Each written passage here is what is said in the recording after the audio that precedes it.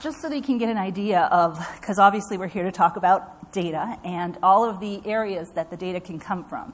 So at Dover, we're opening stores on an average 5 to 7 a year. So it's a little crazy, and it's always exciting because as we open stores, we're targeting where people do well, where they buy from the catalog and from the e-commerce. So then we open a store, they stop buying online, and then they want me to bring in more money. So we also have one store in Texas, and like I said, the dressage extension store that's here in California. In addition, we have catalog. Catalog was, when I joined, the baby of the company. That was the focus. Everything was catalog. When it came to, that's the main way that they wanted to talk to people. That was the main focus for the buyers. That was the main focus for all of the graphic arts and everything. Everything was catalog-based. We currently send out so many catalogs. We have annual catalogs and then sale catalogs for each one of our brands. And then in addition, we have the web. 3 websites. We have a combined annual number of visits of 10 million a year, and that's supported by like everything that you could think of. We do email, we do paid, we do social, we do SEO. We're trying to get into doing some overlapping between figuring out if you've seen our ads online and then you go into the store. So anything that we can do to support the web and really the whole company in general is what we're doing. And then data from all of those is taken in and aggregated into our marketing database. I have never worked for a place that has as much data as Dover Saddlery does. Our boss is a complete data addict. Anything that we can find and we can keep on you, we're going to. And we have data going back over 20 years. So when we first started working with Helium and we were like, we want to use all this data, they're like, well, what do you want to capture? Everything. Really? Okay. So it was very exciting for us when we started to actually go through and work with Helium, which I believe is what I'm going to talk about next. Yes, Dover and Helium. We're early adopters in a way. We have been with Helium since 2012 when I first came on board. Like I said, it was a bad implementation from one platform to a newer version of that platform. And one of the problems is that all the tags broke. We weren't getting any data into our Adobe Analytics. We couldn't figure out why. In the meantime, I'm fixing all the other fires that are happening. So we went to a show and asked around and said, hey, who can help us with our tag problems? And someone said, you need to talk to those Helium people. So we gave them a call. Turns out that I basically, when they did the platform change, they didn't put in the Adobe account number. So, but it didn't matter. I was very lucky because they came in and they showed us what they could do. And basically we started with just the initial implementation was for the tag management system. We wanted to be able to put the tags on the site easier and also make less work for the people, myself and one other person who was doing all of the coding, make our lives easier. So when they came in, I was so excited to see this, and myself and my coworker were sitting there, and we're geeking out, and no one else in there getting it, but we're like, you don't understand. It's like, you guys are giving us the keys to the Ferrari, and we used to be driving this old beater thing. Like, I mean, we were so thrilled. So then they came along and they showed me Audience Stream. I'm a geek. This is cool. I wanted this. So we were very, very thrilled to be able to get this. And really what we wanted to do was be able to do triggered emails better. Email is one of our most popular and most successful channels. So we wanted to be able to go in and trigger emails much easier and much quicker than what we were doing with at the time. We're using a tiny, tiny little company out of Vermont called Trigger Email Marketing. And I think there were like 15 clients of theirs, but you guys still put in a tag for us, which was awesome. So we started to trigger our emails using Audience Stream, and all of a sudden they started to convert much better, which was fantastic. Then we decided that we needed more data, because Laurel's never happy unless we have a lot of data. She's fantastic with that. So we went ahead and we signed up for data access for S3 is what it's called now. It was called Event Store. That's how I knew it. So we are taking all of our online data, and we actually download that and put it into our marketing database. And then that's used to to validate against the tagging that we get from, for example, Google Analytics or AdWords or any of that stuff. So we started to pull down all of that, and then we said, you know what, this is working so well. Our reporting is getting more accurate, and so we're going to go ahead and throw this stuff onto Smith Brothers as well. So we signed up Smith Brothers and put them on Telium and Audience Stream early last year. And then we added data access for Redshift, otherwise known as EventDB. And we are now taking offline data and pulling it up because we have tons of offline data. We have every night, every time the stores close, we run data loads so that we pull all of the information from the people who hit and went to our stores, all the people that called in, and so on. So that part there is what I'm here to talk to you about because that's where it's getting cool and exciting and a little bit addictive. We're kind of crazy right now. So anyhow, this is a big deal at Dover. And right now, the buzzword is all about data onboarding. We need to onboard the data. I'm like, I don't even know what that is, and I'm a geek, okay? It even has a Wikipedia page. I'm like, okay, this is good. I'll teach people. So data onboarding, transferring offline data to an online environment. And so basically what we're doing, we're going in and we are taking all the information. We have keys that let us identify you in our offline as well as our online. We're finding that and we're pulling it together.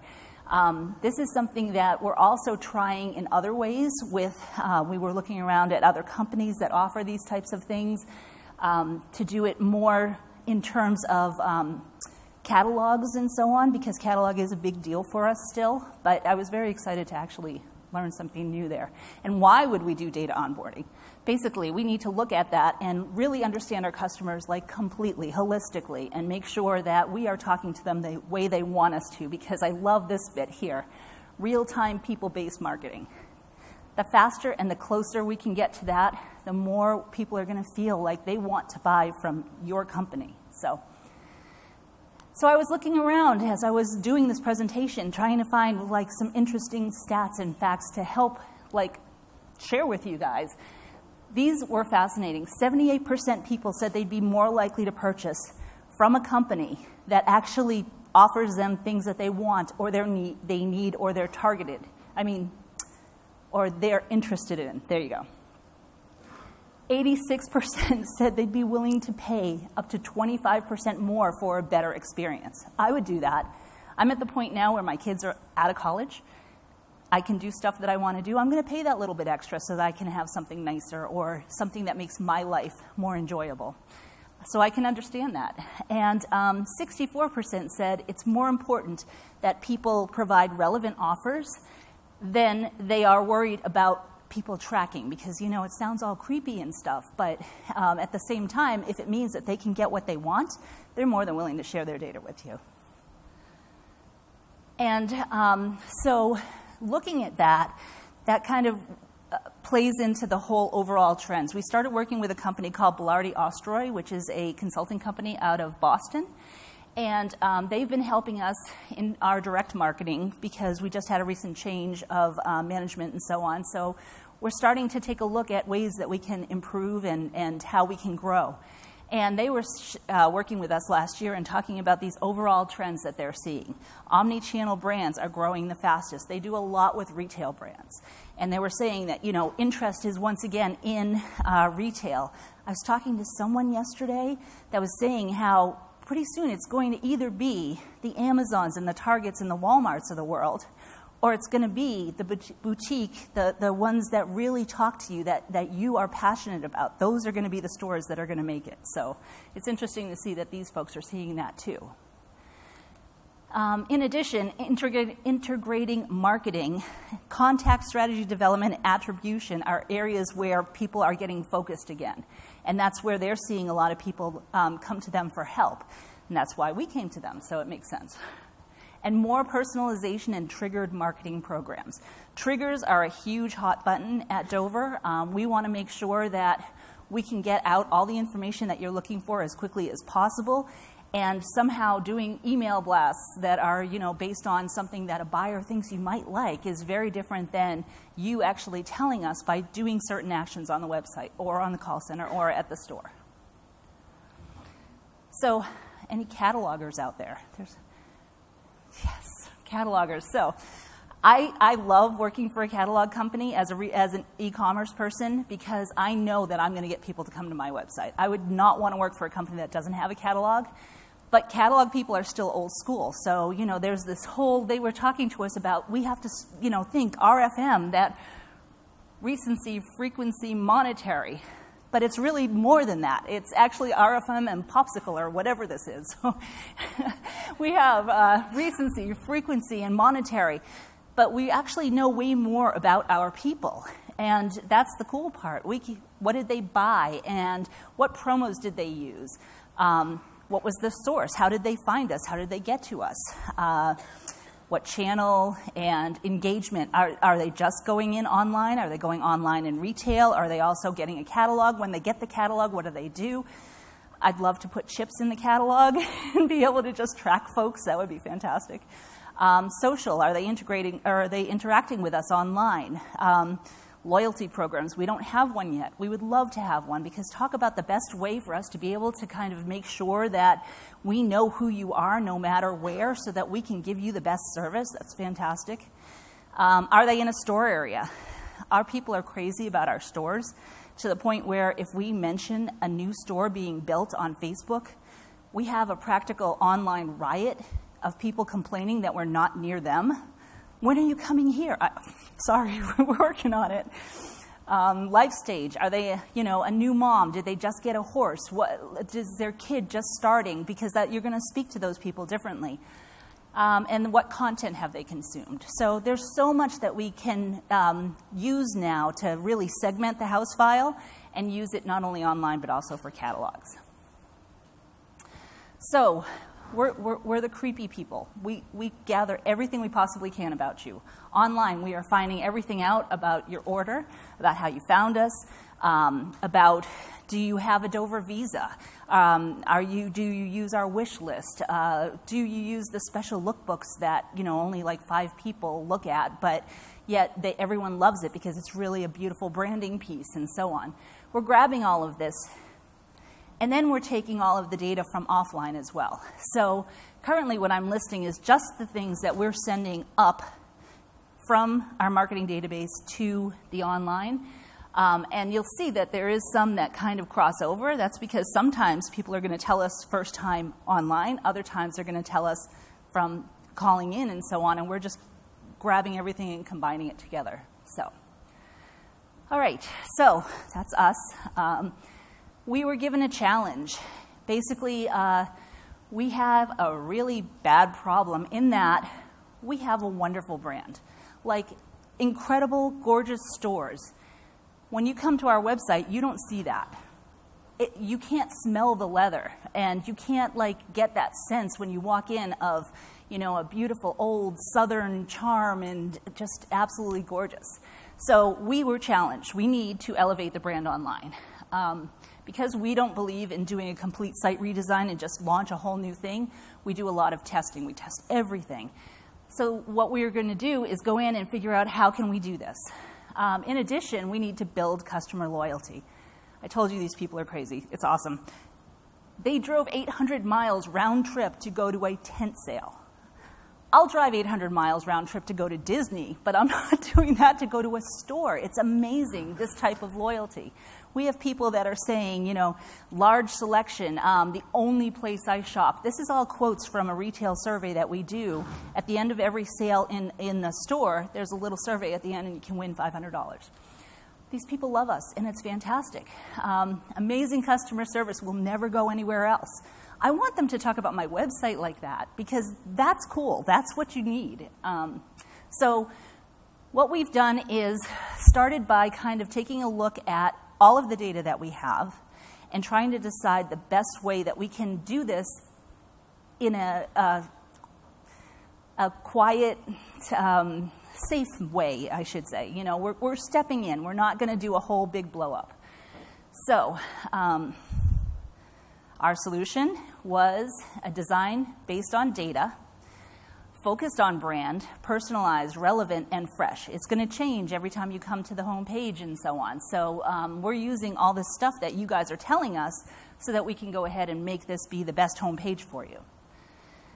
So the first one that we did was to replace our homepage carousel.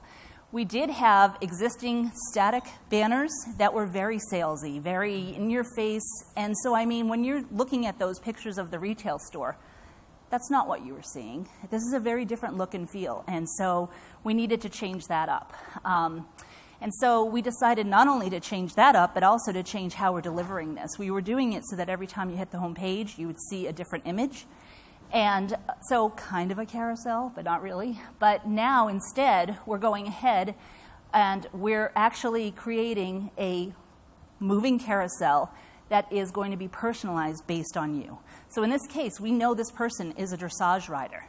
And we know this is the email. We always have one of the three that is based on the email offer that we have going currently. And then we also know that they take care of horses. So, you know, there's a lot of people that'll board and they don't have to do the horse care stuff. In this case, this person is actually doing that. So we're highlighting it. In addition, we're working really hard with our production company department to get lifestyle images.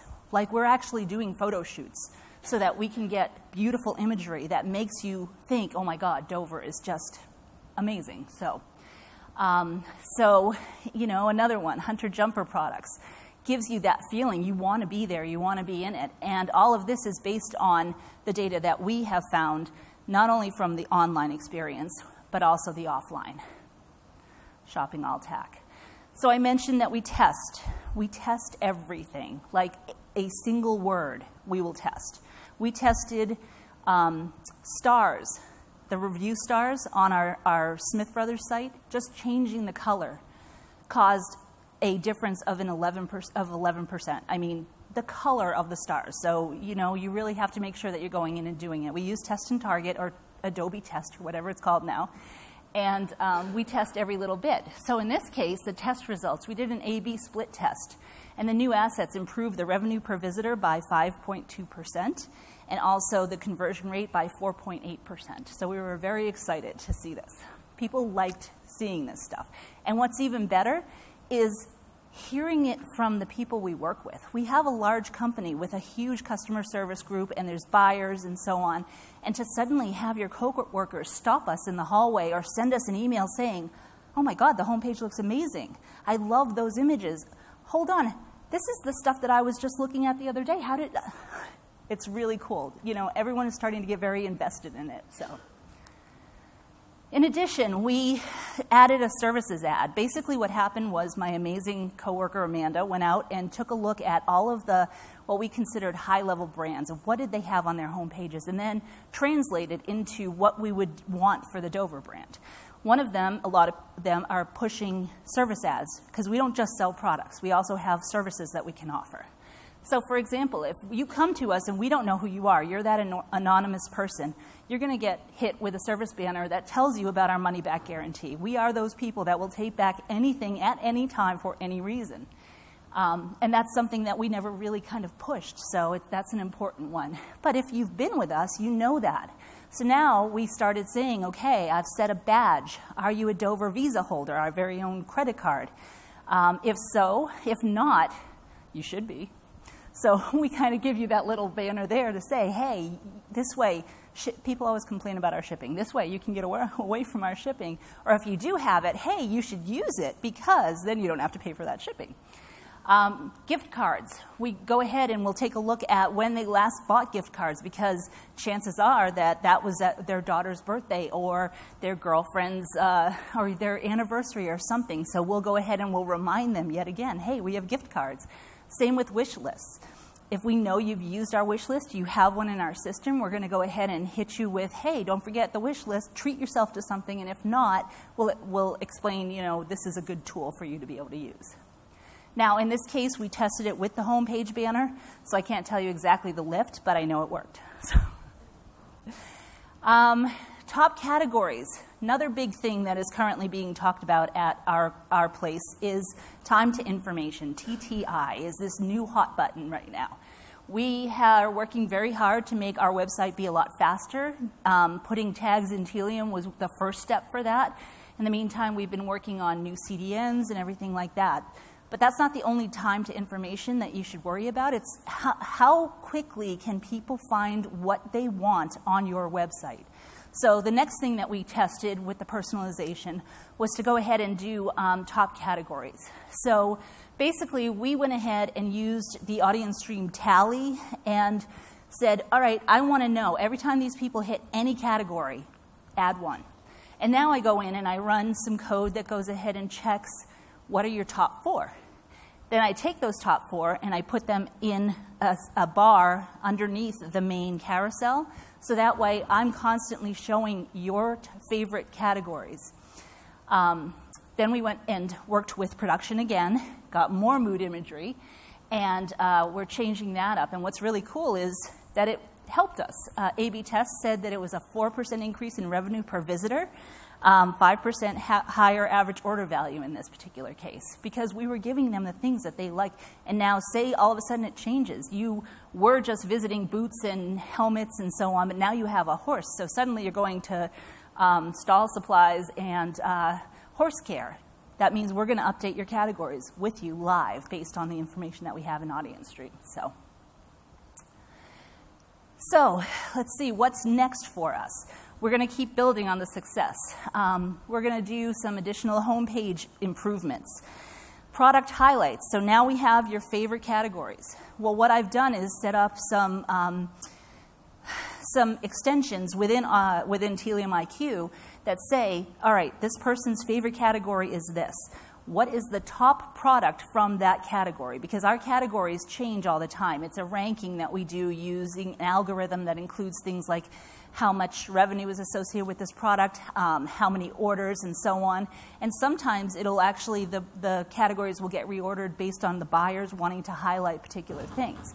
So again, I'm going to go out and I'm going to say, your favorite category is boots, and this is the #1 boot, and put it right under there. So we're about to launch this test. I'm really excited.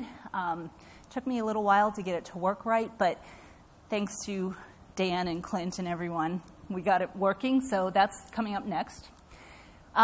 This one's cool, geo-targeting.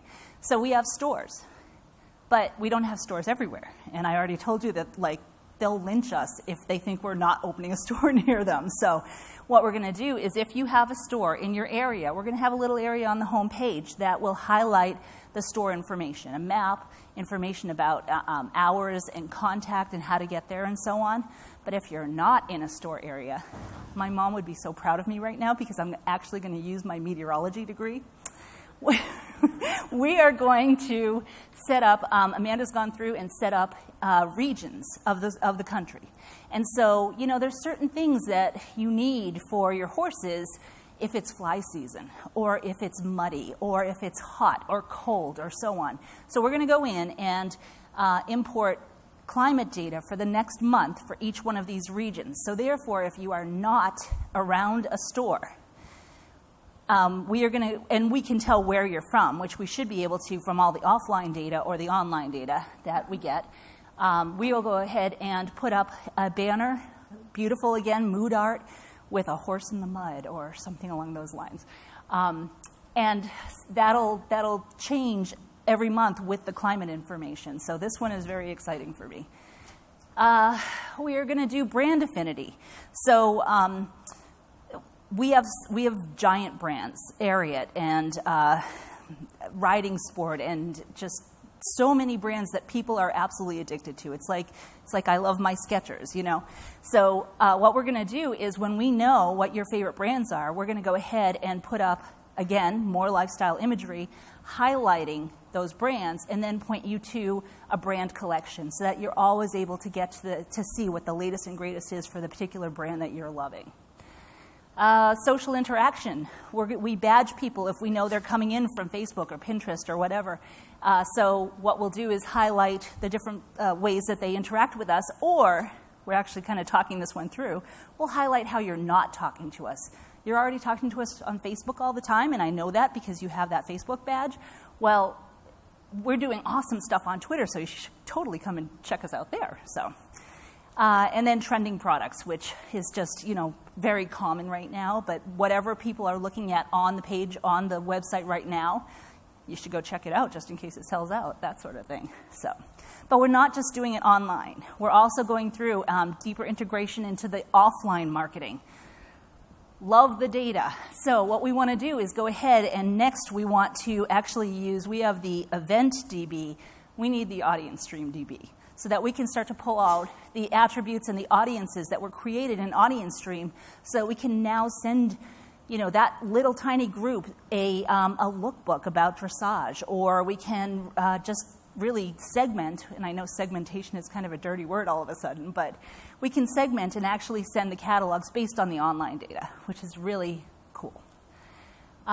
Expanding the concept, implementing personalized asset throughout the website. So not just on the homepage. The homepage was basically our proof of concept. Can we do it? How hard is it? And how would people react to it? So we want to take that and put it across different areas. Replace marketing emails with fully automated, targeted campaigns based on customer data. This is a huge one for us. We have talked to other vendors. There are plenty of people out there that do this. We don't want to do it with other vendors. We're going to work with Telium to figure out how to take all of this information and make it so that we don't have to have monthly meetings with the buyers to figure out what Marcom you might want to see. We're going to have you guys tell us what you want to see through how you interact with our website, and then we're going to trigger the emails, and Mike will not jump off a cliff because he's so busy, so that's good. Integrate data throughout additional marketing channels. We are now looking at integrating. We don't have it yet, but we do a ton of remarketing, so I want to integrate in with Google. We want to integrate in with Facebook. There's so much stuff that we haven't had the chance to do yet, and we're finally starting to have some breathing room, so now we get to do the fun stuff and really start playing with that. And then this one is really cool. It bugs me that my account information on our website does not have your order history. That's basic, but because we are omnichannel and management really wants to make sure that there's no special favors, you being a website person and you being a store person, you should be treated the same. You should have that same experience because Dover is Dover is Dover, and that's it. Well, we haven't been able to yet because we've had no way to get the offline data online, but now I do. So we're going to start sending through what did you buy, what day, what store, and how much. And so that way I can actually create an entire view of all of your interactions with us in terms of purchases. So that one's going to be very cool and strangely enough, easy. So that's why I'm very excited to do that one. So let's see. Key takeaways. So basically, make your marketing meaningful to your customers. They're telling you what they want. They're telling you what they're interested in. They're telling you how much they love you. And so you need to take that and be able to use it to talk to them and talk to them quickly because time really does matter there. Capture every data point you can. My boss taught me this. This is what we live now. Everything. That's what you want to capture because you don't know whether or not you're going to use it now, but if you don't start collecting it now, you're not going to have it. I was talking to someone else, and they were saying how Telium is built for the future. Like, it's not a super easy system to get into, but it's also, they're like 5 steps ahead of everything, so that's what you have to start doing with your data, is be 5 steps ahead of it. So marry all the data, no matter the source, no matter the device. Put it all in and marry it all together so that you can give your visitors a better experience in all channels, on all devices, and so on. Use all your tools, including your Telium team. Like, this is really key because I've talked to a few people on the phone recently who were interested in Telium, doing reference calls and stuff, and also people that have been like, oh, we're thinking about going to somewhere else. Well, part of the reason that they're doing that is that they're not using everything. This isn't just a set of tools. This is an entire team. My web team isn't just my folks. It's everyone here too, and that's where we win. I've never worked with a vendor that has so much help for me in the Telium learning community, in emailing Melanie, and just, picking up the phone and being able to just get that answer really quickly is fantastic. And if you don't take advantage of it, you're only using half of what you buy. And test, because you never know if that one word or that color of that star is going to have a negative impact on what your folks are doing online. So I would say that whatever you do, make sure that you're testing it, A/B test it. It's not hard. You can do easy tests. Our boss likes us to do these really complex tests that make us crazy, but it's really cool to see the information, and you'd be like, I'd never think that. Oh, well, that worked, or oh, that didn't work, that sort of thing. So, and that's what I have. I made it.